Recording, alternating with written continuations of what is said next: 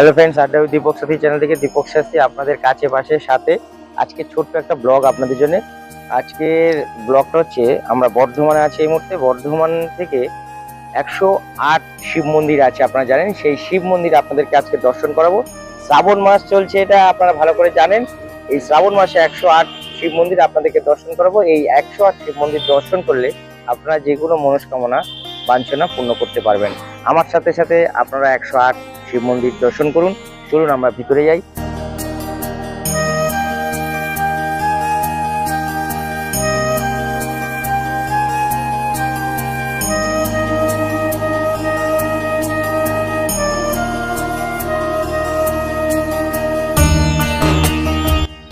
আপনারা যে 108 শিব মন্দির দর্শন করবেন, তার জন্য এখানে সামান্য একটা চার্জেস দিতে হয়, সেটা হচ্ছে 5 টাকা একটা টিকিট করতে হয়।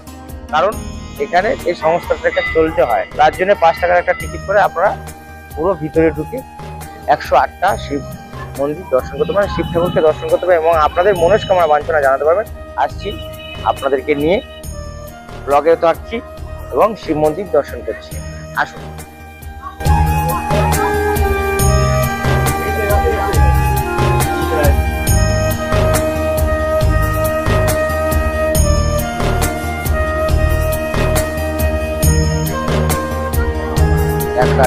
ফার্স্ট শিব মন্দির দর্শন করাচ্ছি, আপনারা দেখতে থাকুন। আসুন।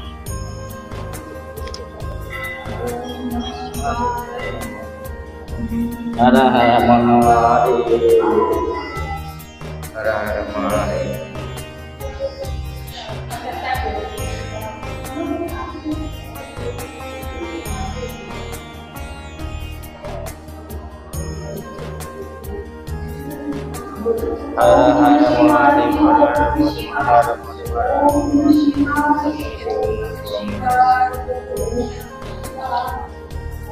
কথায় আছে যে ভোলেনাথের কাছে গেলে একটু মাথা নিচু করে ঢুকতে হবে। আজকে এখানে যে মন্দির, সেই মন্দিরের যে গেটটা একদম আমাদের নিচু হয়ে ঢুকতে হবে। তাই ভগবানের কাছে মাথা নিচু করে ঢুকলে কিছু পাওয়া যায়। যখন আপনি বেরোবেন তখনও মাথা নিচু করেই বেরোতে হবে। ভগবানের কাছে সবসময় কিন্তু মাথা নিচু করে থাকলে অনেক ভালো ফল পাওয়া যাবে। তো আপনারা আসুন।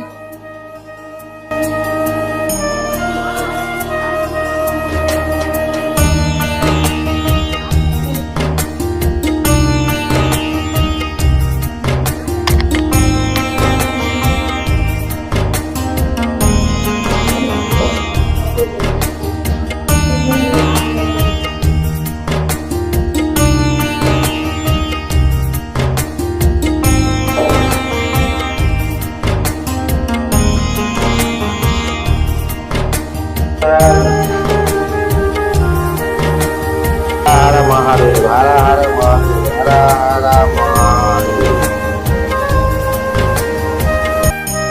বলে না বসো।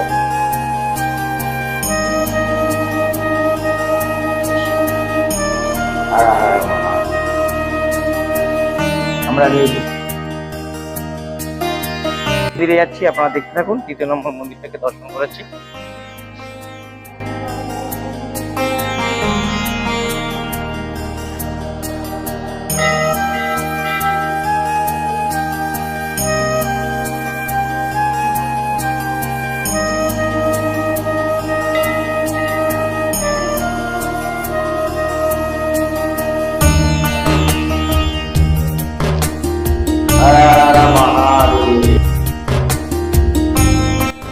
প্রত্যেকটা মন্দিরের এক একটা মাহাত্ম্য আছে, সেগুলো পরে আমি বিশ্লেষণ করে আপনার সবাই মন্দির দর্শন করে নিই।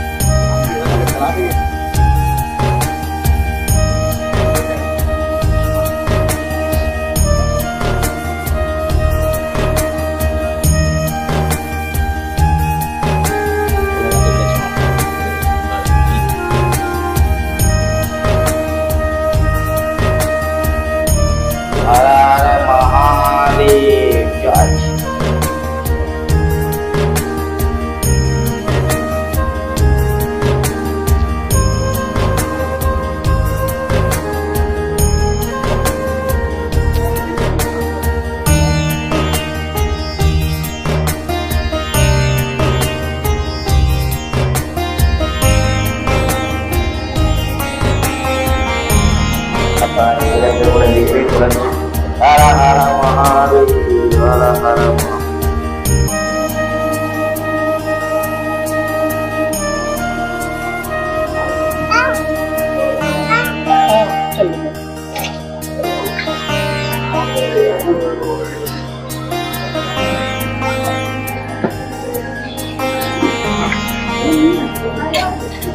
আর সত্য সমাধি তুলে নেয় এখানে।